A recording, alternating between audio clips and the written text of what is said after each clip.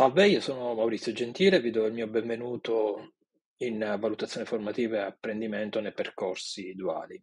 In particolare in questo video parleremo dei propositi e della struttura dei dossier, dei diari di lavoro e del portfolio e come questi strumenti possono sostenere l'apprendimento e la riflessione basata sull'esperienza.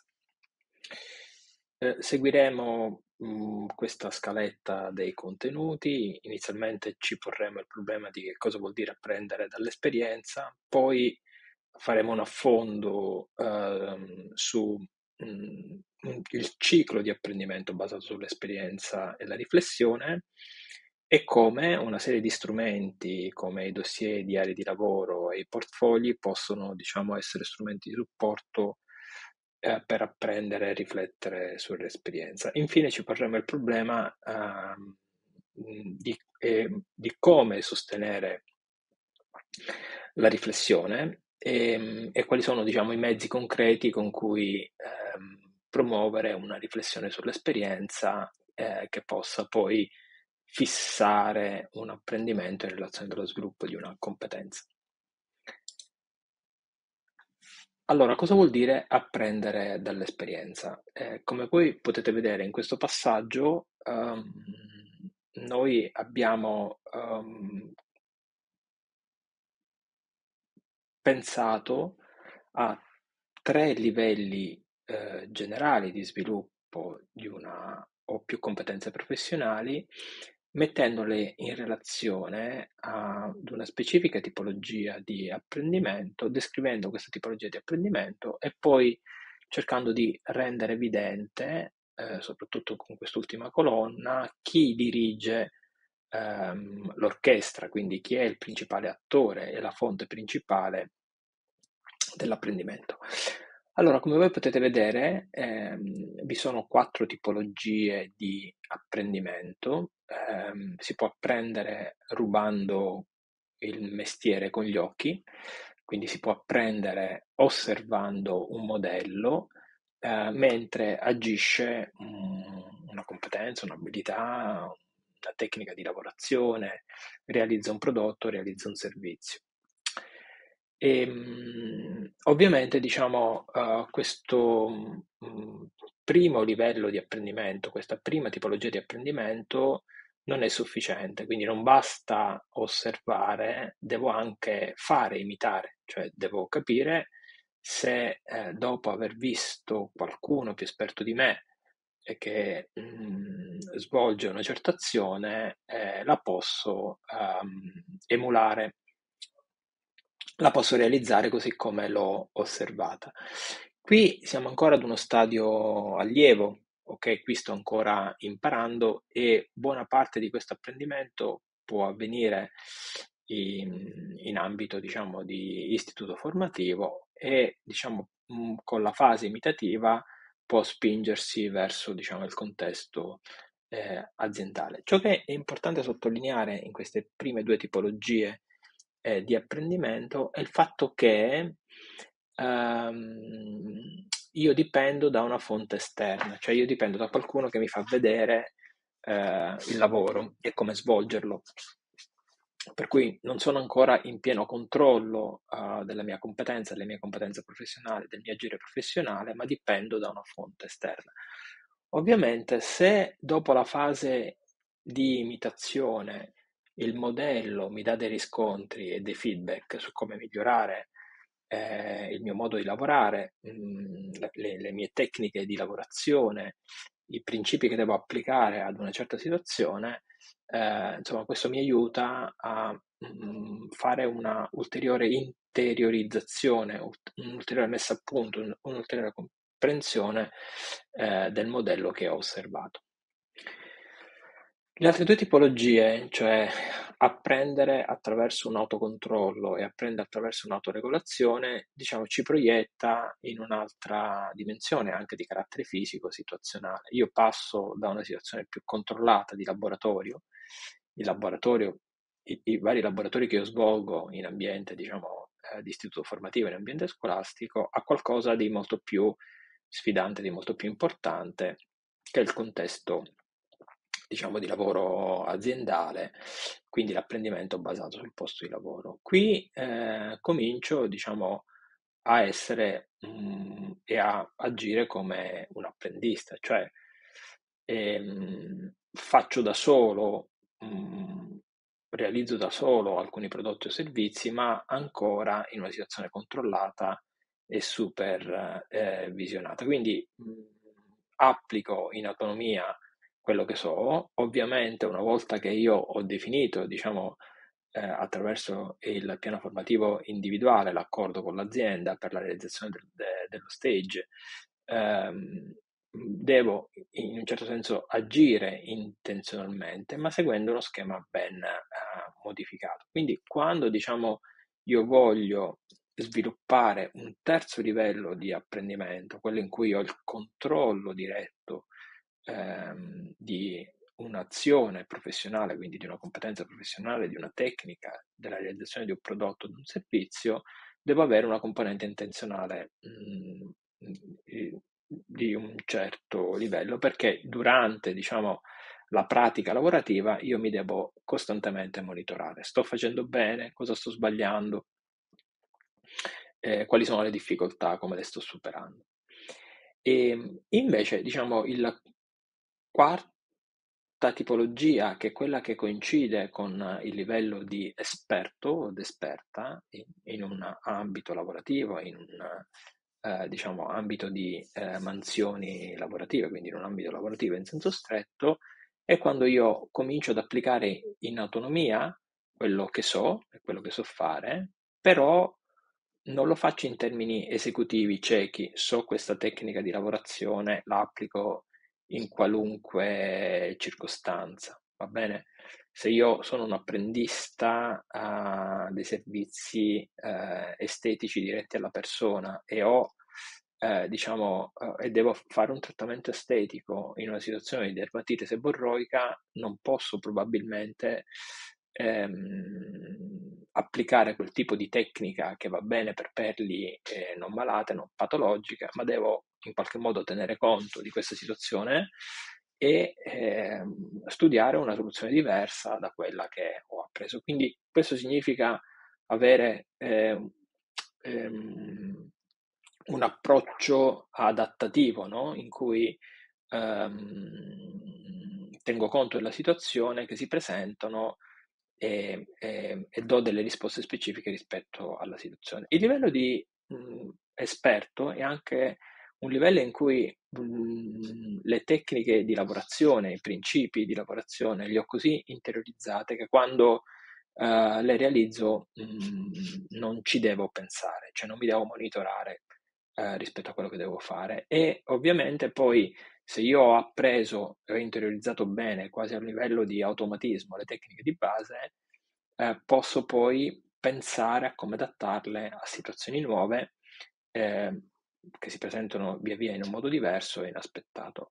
Ecco, è importante capire che in queste due tipologie di apprendimento, in questi diciamo nuovi livelli di apprendimento, autocontrollo, autoregolazione, apprendista esperto, non, diciamo, si dipende sempre di meno da una fonte esterna e il soggetto cerca di creare delle proprie visioni interne, delle proprie rappresentazioni interne che possono essere di carattere visivo o verbale rispetto a come agire. E questo diciamo, è un aspetto molto affascinante dello sviluppo di competenza professionale in ambito duale perché proprio ti dà la possibilità di personalizzare il tuo stile di lavoro, il tuo approccio, di fare anche nuove scoperte, eccetera. E a proposito di questo, è interessante discutere il concetto di ciclo di apprendimento basato sull'esperienza e la riflessione. E, diciamo, questa impostazione apre anche la strada a come si potrebbe gestire una documentazione intermedia in vista poi dell'esame finale dell'esperienza nell'ambito del duale. Beh, allora, innanzitutto, diciamo, dobbiamo partire dal fatto che un'esperienza deve essere concretamente vissuta o in laboratorio, quindi durante, diciamo, il triennio, il biennio di preparazione e allo stesso tempo in azienda. Quindi in qualche modo io devo tenere traccia del fatto che ho realizzato quel tipo di prodotto e ho realizzato quel tipo di servizio. Quindi questa esperienza io lo devo in qualche modo fissare, quasi devo creare un'anagrafica di quell'esperienza. Il giorno era in questo luogo, la situazione si presentava in questi termini qui, il mio ruolo, il mio compito riguardava il seguente aspetto. Ora,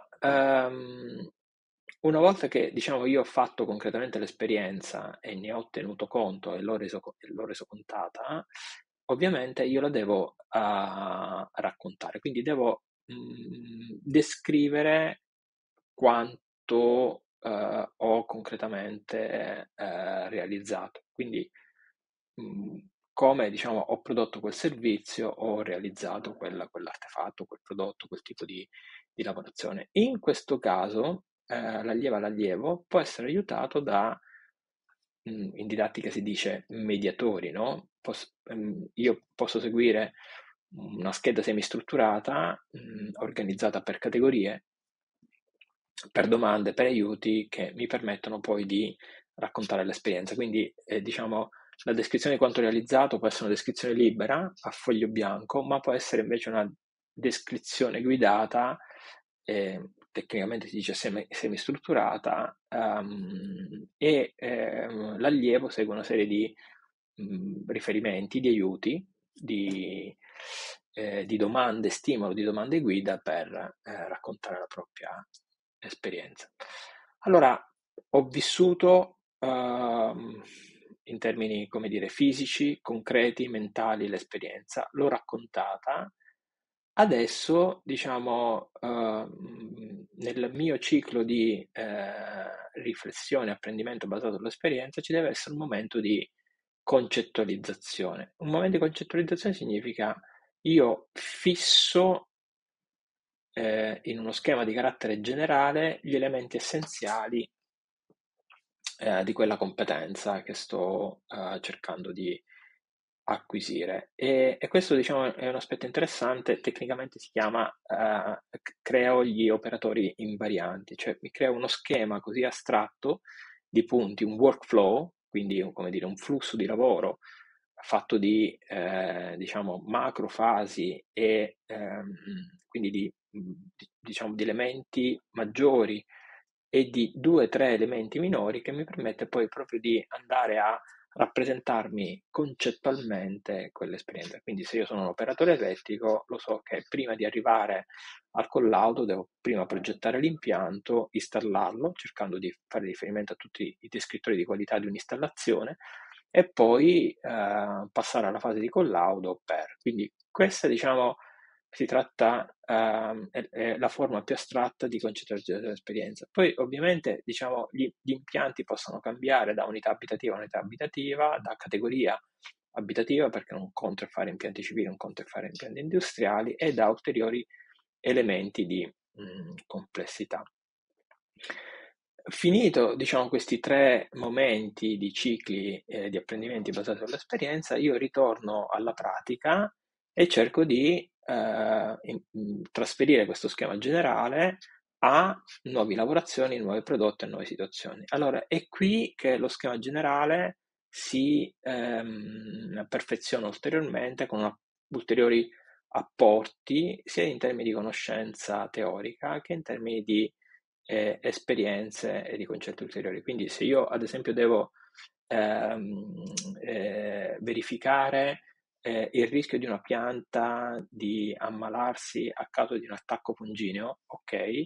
Allora io devo capire, devo avere degli elementi base, diciamo così, di biologia delle piante che permettono anche di riconoscere l'inizio di un processo degenerativo causato da agenti aggressori e come dire una parte della mia competenza diciamo della mia competenza di potatura ad esempio è molto complicata e quindi diciamo io posso imparare in astratto che cos'è la potatura, però poi mi devo confrontare in situazioni specifiche che hanno terreni specifici, tassi di umidità specifici e con piante specifiche che possano presentare una diciamo multiforme situazione di debolezza o comunque di resistenza agli agenti aggressori. Allora, noi possiamo mettere a disposizione degli strumenti che sostengono l'apprendimento dall'esperienza attraverso la riflessione. Adesso ne facciamo, diciamo, una rapidissima carrellata e poi, diciamo, in video successivi cercheremo di approfondire le questioni che pongo in questo video. Allora, innanzitutto, diciamo, le tre tipologie di strumenti che vi voglio proporre sono il dossier individuale, i diari di lavoro e i portfoli.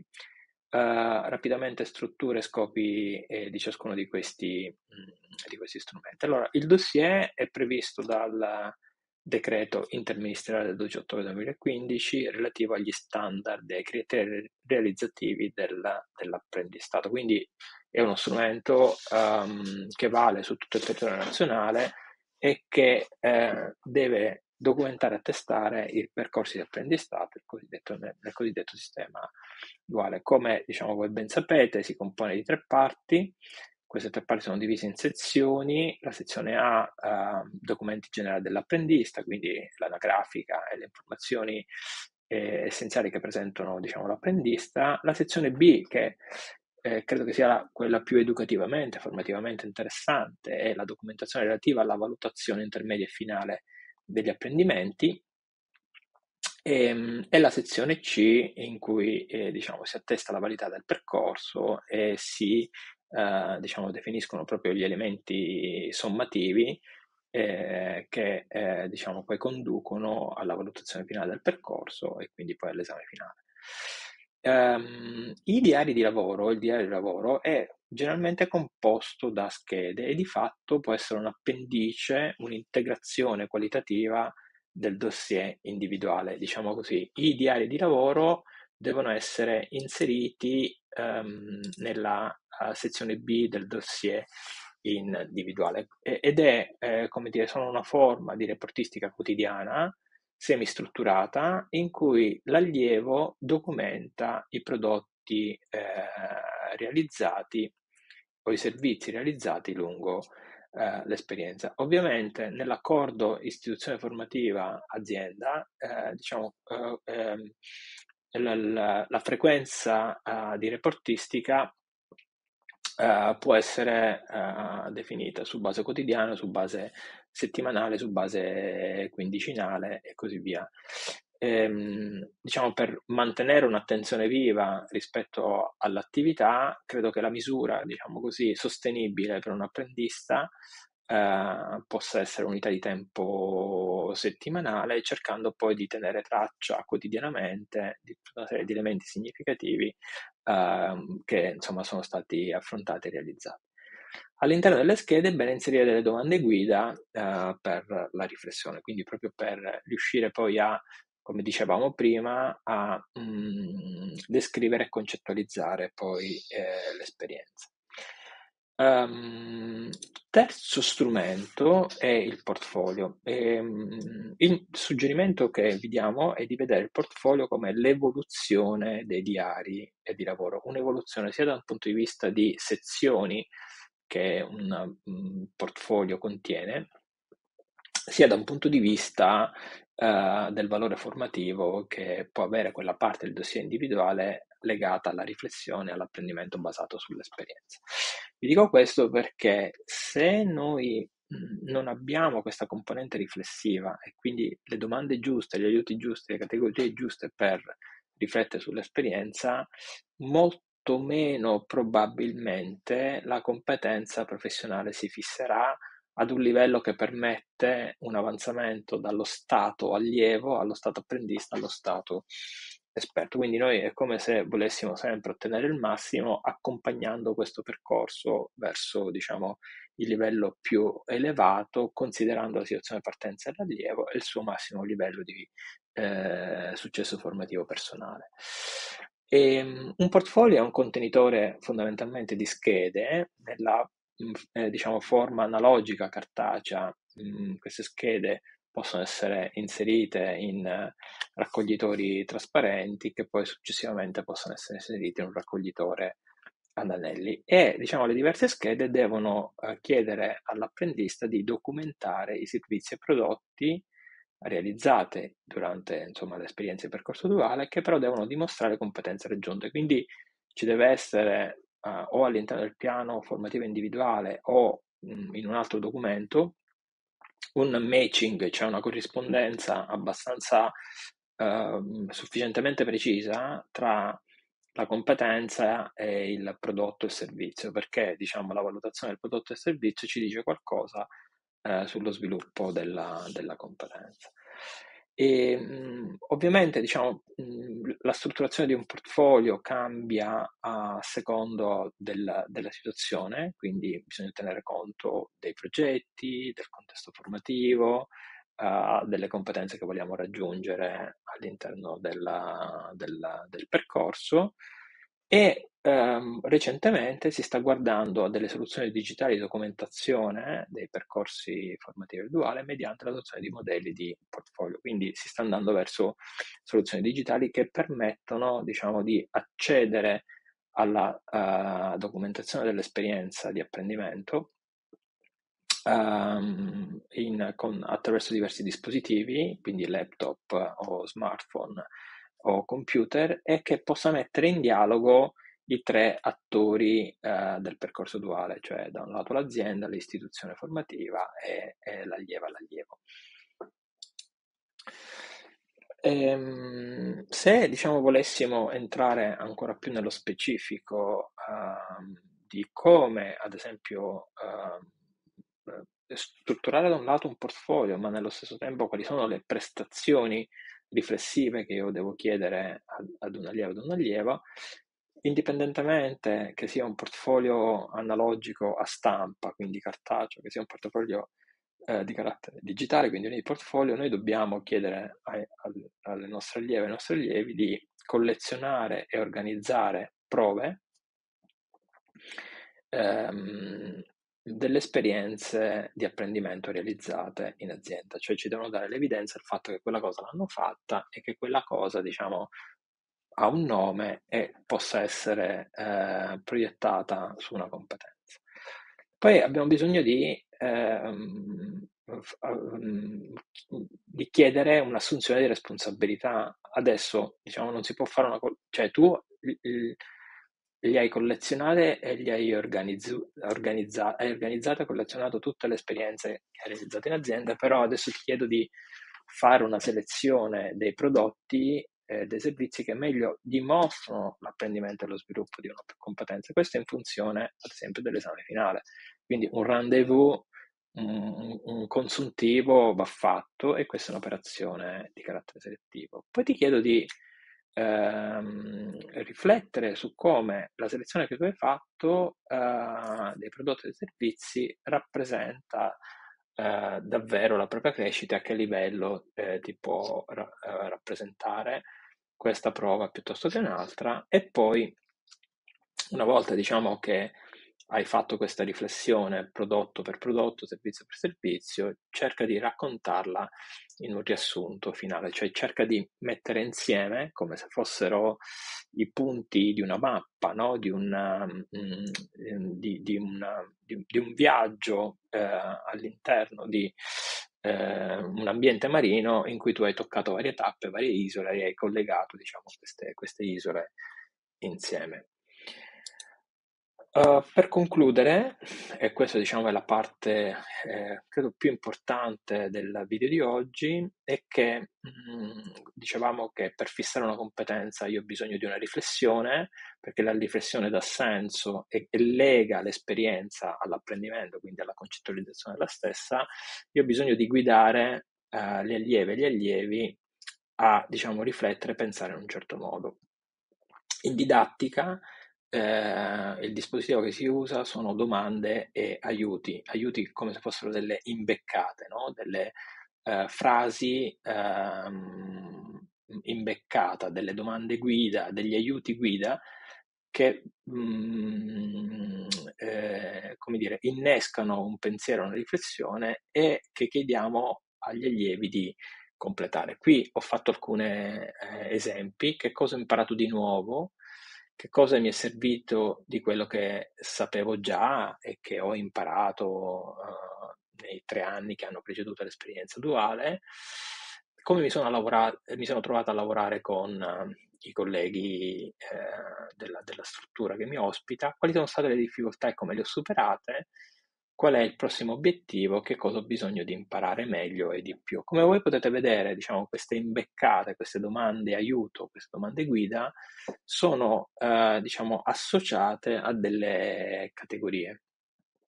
E per ciascuna di queste domande ho cercato poi di rendere evidente la categoria, no? Che cosa mi è servito di quello che sapevo già? Io sto chiedendo di fare una connessione tra il prima e l'adesso, no?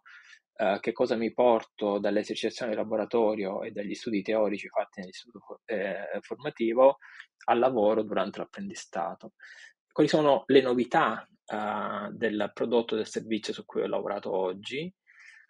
Tutta l'area, tutta la categoria dei rapporti con i colleghi, dei rapporti interpersonali, che può avere un peso, no? Anche nella valutazione del comportamento, la capacità di tenuta, le capacità comunicative, come mi spiego, come capisco, come mi propongo, eccetera, che clima percepisco, favorevole o non favorevole, e poi diciamo la categoria del bisogno, del proposito e delle soluzioni. Ad esempio, una cosa importante è diciamo, aiutare non solo a focalizzare l'attenzione sulle difficoltà, ma a dire, ok, di fronte a queste difficoltà, quali risorse ho mobilitato, quindi come le ho superate, come ho trovato una soluzione specifica rispetto a un pezzo di lavorazione, un pezzo di prodotto, un pezzo di servizio che dovevo realizzare. E poi, visto che diciamo, l'esperienza deve sempre aprire al futuro, abbiamo due categorie di futuro. Il mio proposito, qual è il mio obiettivo per la prossima settimana, per il prossimo mese,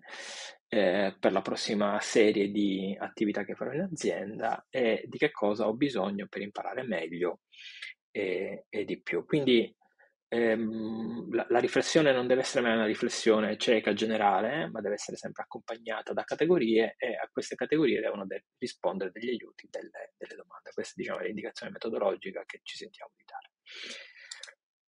Vi ringrazio della vostra attenzione, vi ringrazio per aver seguito questo video sul tema dell'apprendimento basato sull'esperienza. Per saperne di più sugli altri contenuti del percorso, vi invito a visitare il sito web del progetto TPRV Future Skills for Trainer.eu e vi ringrazio augurandovi una buona giornata.